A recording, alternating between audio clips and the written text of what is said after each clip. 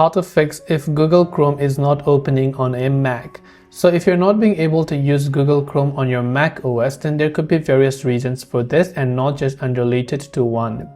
What you can try to do is, first, Google Chrome could already be opened. So you can just try to right click from the dock and click on the quit button that you can see over here to try to quit Google Chrome, and then after that you can try to reopen it again. Go to your apps section and search if Chrome app is properly installed, because sometimes due to a proper or improper installation also Chrome app could not be opened, so you want to check for that as well. If that doesn't help, you can go to alternative browsers like Safari and use that instead, or you could try to uninstall the current version. So you can go to Finder, go to Applications. From Applications you could find Chrome, and you could try to uninstall the current version by dragging it to the bin tab and reinstalling the newer version.